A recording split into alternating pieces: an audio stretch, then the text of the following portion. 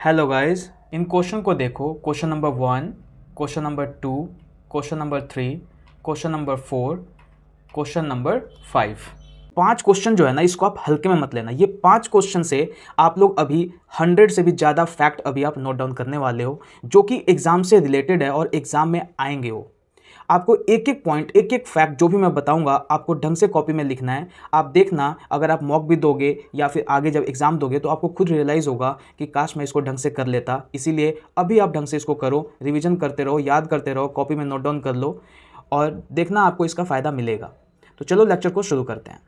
Question number 1 देखो, halogens have dash electrons in their outer most shells. Halogen के सबसे बाहरी कोश में कितने इलेक्ट्रॉन होते हैं। अब आप देखो, इलेक्ट्रॉन की टेंशन मैं आपको ख़त्म कर दूंगा। आपको बस एटॉमिक नंबर याद होना चाहिए। आपको अलग अलग से ये नहीं याद करना पड़ेगा कि उसके आउटर मोस्ट शेल्स में कितने होते हैं। वो जानेंगे, उससे पहले आप ये समझो कि हैलोजन्स किसको बोलते हैं। देखो, हैलोजन्स को ही हम लोग सॉल्ट फॉर्मर भी बोलते हैं। सॉल्ट फॉर्मर का क्या मतलब है, एक एग्जांपल ले लो, नमक। नमक का क्या है केमिकल फॉर्मूला, NaCl। अभी NaCl में Cl क्या है, ये एक हैलोजन है। Cl क्या है, एक हैलोजन है। ये मिलके नमक बनाते हैं, इसीलिए इसको सॉल्ट फॉर्मर बोलते हैं। क्वेश्चन ये भी आता है कि किस ग्रुप में पाए जाते हैं, तो ये पीरियोडिक टेबल के 17 ग्रुप में या फिर आपको 7A मिलेगा। इतना पता चल गया आपको। हैलोजेंस में कौन कौन से एलिमेंट होते हैं ये आपको पता होना चाहिए। तो यहाँ पे आपको फ्लोरीन याद रखना है, फिर क्लोरीन, ब्रोमीन, ठीक है, फिर आयोडीन और एस्टेटाइन। इसका सिंबल देख लो, फ्लोरीन का F, क्लोरीन का Cl, ब्रोमीन का Br, आयोडीन का I और एस्टेटाइन का AT। ये हो गया। अब आपको ये याद रखना है इसका एटॉमिक नंबर। फ्लोरीन का एटॉमिक नंबर 9, क्लोरीन का 17, ब्रोमीन का कितना होता है 35, ठीक है, आयोडीन का 53 और एस्टेटाइन का 85। मैंने इसको कैसे याद किया था, देखो, फ्लोरीन का याद करो 9, 9 का 2 गुना करोगे 18, उसमें से 1 कम 17, 17 का 2 गुना करोगे 1 ज़्यादा 35, और 35 को उल्टा कर दोगे तो 53 हो जाएगा, ठीक है, और एक 85 और याद कर लेना। मैंने ऐसे किया हुआ है, आप किसी और मेथड से कर लेना, बस याद होना चाहिए यार, ठीक है। ये आपको पता चल गया। अब देखो, अगर आपको एटॉमिक नंबर पता है तो इस क्वेश्चन का आंसर फटाक से बता दोगे। आपको ये एक फॉर्मूला याद होना चाहिए, 2n²। अब क्वेश्चन ये उठता है कि ये n क्या है यहाँ पे, तो ये ध्यान रखना कि एक ये एटम है, जैसे ये एक आपका एटम है, ये इसके इलेक्ट्रॉन्स जो हैं अपने ऑर्बिट पे घूमते हैं, तो इसका लिमिट है, ये इस फॉर्मूले से बताता है कि किस पे कितना। तो इसको अगर आप K ले लोगे, इसको L ले लोगे, इसको M, इसको N ले लोगे आप, तो K वाले में कितना मैक्सिमम हो सकता है, इसको आप 1 डिनोट करोगे, ये N का वैल्यू हो जाएगा 1, L का वैल्यू हो जाएगा, N का वैल्यू 2 हो जाएगा इस ऑर्बिट के लिए। इस ऑर्बिट के लिए जहाँ पे M है, N का वैल्यू यहाँ पे 3 हो जाएगा। तो अब देखो, हमारा जैसे मान लो कि एग्जाम्पल ले लेता हूँ क्लोरीन का। क्लोरीन का जो आपका एटॉमिक नंबर है वो कितना है, 17 है, ठीक है। इसके बाद 17 इलेक्ट्रॉन हैं, ठीक है, कोई दिक्कत नहीं है। अब 17 जब इलेक्ट्रॉन है आपके पास, तो K के लिए 1, तो N का वैल्यू 1 पुट करो, तो 2 मल्टीप्लाई 1 का स्क्वायर 1, तो 2 हो जाएगा। मतलब कि अगर मैं क्लोरीन लूँ तो उसके जो पहला ऑर्बिट है वहाँ पे उसके 2 इलेक्ट्रॉन होंगे। नेक्स्ट में कितने होंगे, तो L के लिए हमें N का वैल्यू क्या लेना है, 2 लेना है। सो 2 मल्टीप्लाई 2 का स्क्वायर कितना हो जाएगा, 4, तो 8 हो जाएगा। तो यहाँ पे आप 8 बना दोगे, 1 2 3 4 5 6 7 8। देखो, अब पहले वाले में हमने 2 रखा था, दूसरे वाले में 8, तो 10 हो गए, बच कितना गया 7, तो लास्ट वाले में कितने हो जाएंगे, 7 हो जाएंगे, 3 4 5 6 7। तो जब इसके आउटर मोस्ट सेल की बात करें तो लास्ट में कितने हो गए हैं, 7, तो 7 हो जाएगा। अब आप इसका देखो फ्लोरीन का, ठीक है, फ्लोरीन के लिए मैं यहाँ पे बनाता हूँ। ये आपका एटम है, ये इसका पहला ऑर्बिट है, दूसरा ऑर्बिट है, तीसरा ऑर्बिट है। देखते हैं तीसरा दूसरा बनेगा तब तो, क्या पता पहले से ही बात बन जाए, क्या पता दूसरे से बन जाए। तो पहले ऑर्बिट के लिए मैंने क्या बोला, n का वैल्यू 1 लेना है, तो 2n², ठीक है। 1 लोगे तो 2 × 1 2, तो पहले वाले में आपको 2 रखना है। अब टोटल 9 थे, 2 आपने अभी पहले में रख दिया, तो कितना रखोगे बाहर वाले में, ऑब्वियसली 7 ही तो बच गया, तो 3 3 6 1 7। तो आप ये एक चीज़ नोट कर रहे हो, देखो फ्लोरीन वाला हैलोजन का मेंबर है, इसके भी लास्ट में 7 है, क्लोरीन का भी किया 7, और इसी फॉर्मूले से आपको बाकी का भी चेक करना है, ठीक है। अगर आप सीखना चाहते हो तो आपको बाकी का चेक करना है। आपको क्या मिलेगा कि सबके आउटर मोस्ट शेल में 7 ही इलेक्ट्रॉन्स मिलेंगे, तो इसका राइट आंसर हो जाएगा 7। कोई भी क्वेश्चन आ जाए हैलोजेंस के लास्ट जो आउटर मोस्ट शेल है उसमें कितने इलेक्ट्रॉन्स होंगे, तो 7 होंगे। हैलोजेंस केस में आप याद कर लो, वरना क्वेश्चन ये भी आ सकता है कि मान लो कि एक एटॉमिक नंबर है 16, उसके आउटर मोस्ट में कितने होंगे ये आपको बताना है। चलो ये आप होमवर्क भी ले लो, ये आप मुझे कमेंट में बताना, या जो ग्रुप है व्हाट्सएप का उस पर बताना। एक एटॉमिक नंबर है जो कि 16 है, ठीक है, इसके आउटर मोस्ट शेल में कितने इलेक्ट्रॉन्स होंगे ये आपका क्वेश्चन है, ठीक है।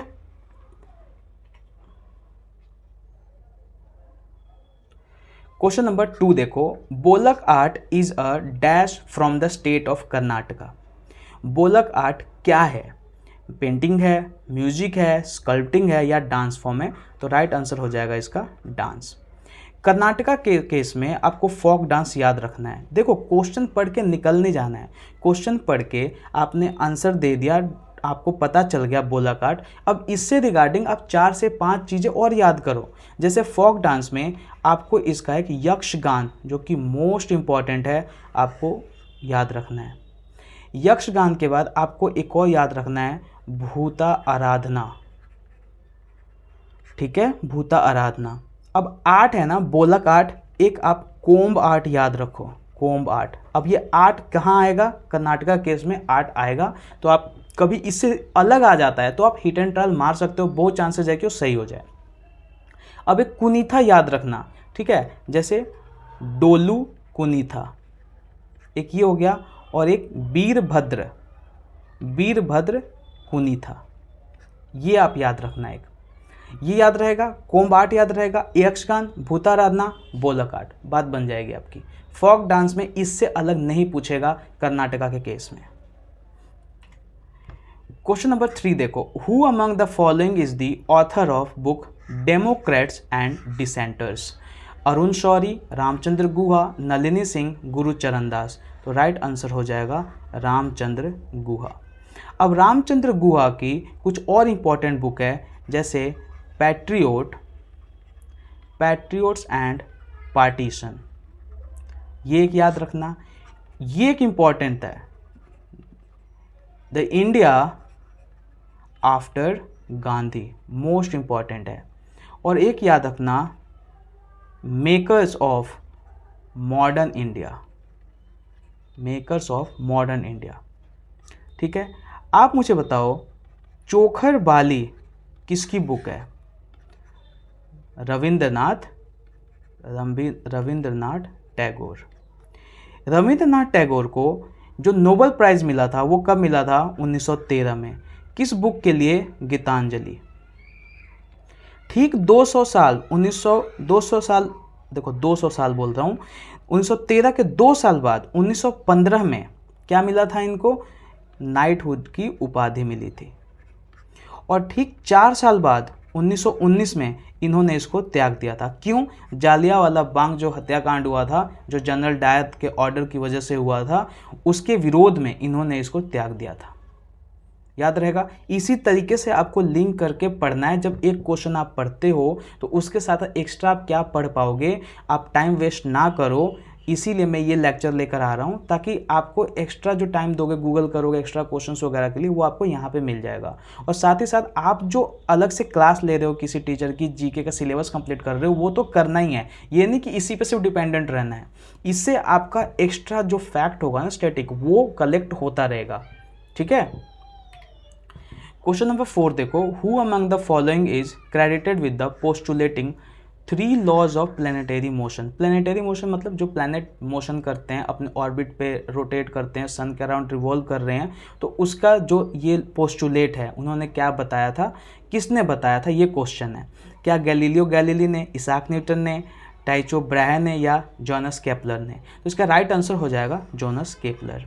ये गैलीलियो गैली क्या थे भाई, इन्होंने टेलीस्कोप का इन्वेंशन किया था, इन्होंने टेलीस्कोप इन्वेंट किया था।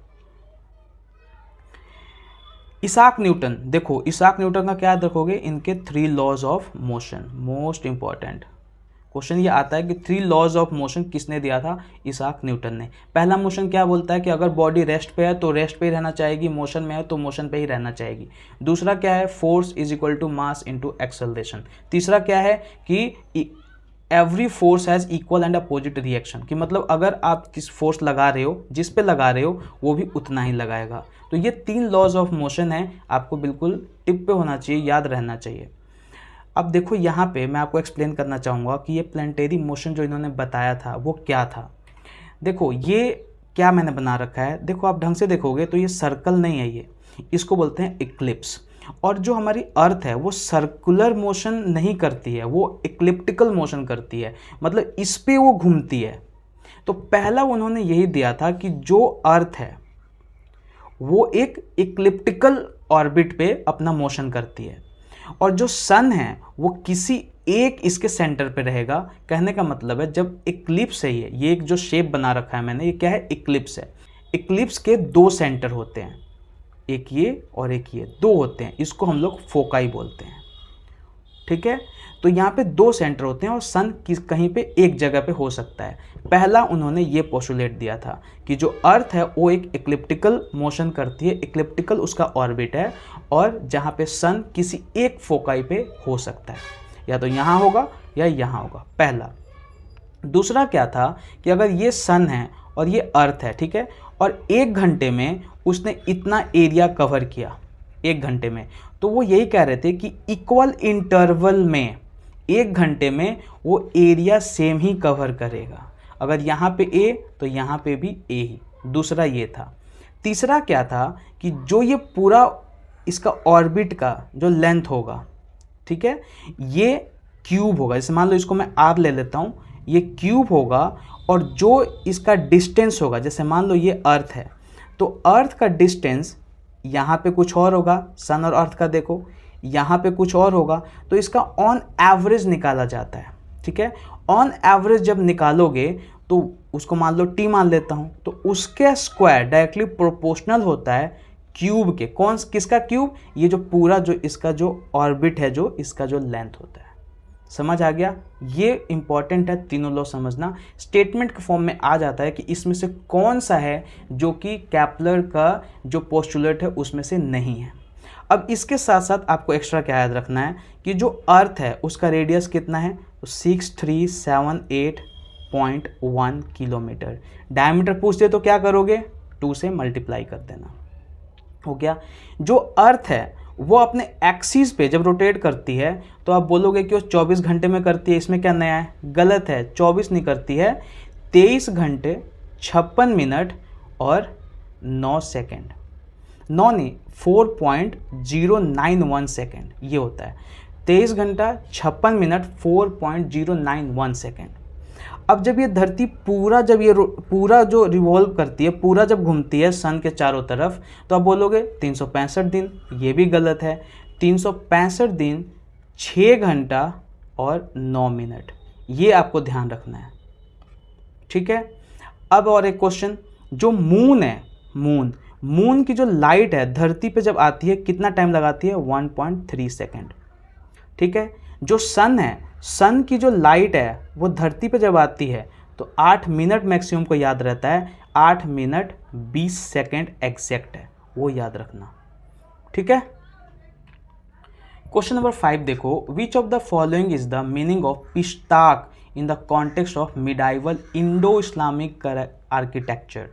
इंडो इस्लामिक आर्किटेक्चर, इंडिया में जब आर्किटेक्चर की बात होगी तो आप याद रखना एक इंडस आर्किटेक्चर, उसके बाद आप याद रखोगे बुद्धिस्ट आर्किटेक्चर, जो आप स्तूपा वगैरह देखते हो, ये किसका एग्जाम्पल है, बुद्धिस्ट आर्किटेक्चर का, ठीक है, एक क्वेश्चन में इंडो इस्लामिक पूछ ही रखा है। एक याद रखना, रॉक कटिंग, ठीक है, पत्थरों को काट के जो बनाए गए हैं, जैसे अजंता केव, अजंता केव जो देखोगे वो क्या है, वो रॉक को, पत्थर को काट काट के बनाया गया है, रॉक हो गया। उसके बाद याद रखोगे आप temple architecture, most important. Temple में क्या क्या है आपने पढ़ा था, मैंने बता भी रखा है कि साउथ साइड वाले को द्राविड़ बोलते हैं, है ना, द्राविड़, और एक नगारा, नगारा आर्किटेक्चर, और एक वेसर। द्राविड़ का अगर आप एग्जाम्पल लेना चाहोगे तो कैलाशनाथ मंदिर, कैलाशनाथ जो मंदिर है वो द्रविड़ का एग्जाम्पल है। इसके मंदिर में खासियत क्या होती है कि ये बाउंड्री होती है चारों तरफ और एक गेट होता है बड़ा सा जिसको हम गोपुरम बोलते हैं, जबकि नगारा में ये नहीं होता है। नगारा मैक्सिमम नॉर्थ इंडिया में पाया जाता है और द्रविड़ जो है वो साउथ इंडिया में ज़्यादा पाया जाता है। ये मेन डिफरेंस है गोपुरम वाला और बाउंड्री वाला, ये ध्यान रखना, ठीक है। और वेसर जो होता है द्रविड़ और नगारा का मिक्स होता है। और लास्ट में एक होता है मॉडर्न आर्किटेक्चर। मॉडर्न आर्किटेक्चर में जैसे गेटवे ऑफ इंडिया जो बना हुआ है, जब अंग्रेज वगैरह आए थे उन्होंने जो बनाया था, तो गेटवे ऑफ इंडिया जो आप देख रहे हो वो मॉडर्न आर्किटेक्चर का एग्जाम्पल है। तो पिस्टाक क्या है यहाँ पे, तो इसका राइट आंसर हो जाएगा टॉल गेटवे। आप यहाँ फोटो देखो, देखो इंडो इस्लामिक आर्किटेक्चर, यहाँ पे इसको आप ढंग से देखो, जिसको मैं रेड में मार्क कर रहा हूँ, ये जो बड़ा सा दिख रहा है ना, ये इसको बोलते हैं पिस्ताक, बड़ा सा, ये देखो ये ऐसे कोई बड़ा सा ओपन कुछ गेट जैसा है, इसको हम लोग बोलते हैं पिस्ताक, ठीक है, ध्यान रहेगा। और ये टाइमलाइन देख ही सकते हो आप लोग, इंडस वैली, फिर यहाँ पे वैदिक पीरियड, इस तरीके से आपको दिमाग में बैठा लेना है थोड़ा कि हमारे इंडिया का आर्किटेक्चर सिस्टम क्या रहा है। तो ये थी आज की हमारी क्लास। कैसी लगी आपको क्लास, आपको बताना है। और मैं क्लास जब एंड होती है मैं यही बोलता हूँ कि आप प्रैक्टिस करो, रिवाइज करो, बिकॉज मैंने खुद फील किया यार कि एग्ज़ाम में जब बैठता हूँ ना तो मुझे लगता है यार ये कुछ देखा हुआ लग रहा है। वो क्यों लगता है, क्योंकि कहीं ना कहीं रिवीजन में कमी हुई है। पढ़ो इतना सा लेकिन रिवाइज करो इतना, ये ध्यान रखना आप लोग। तो चलो आज के लिए इतना ही, बाय, थैंक यू।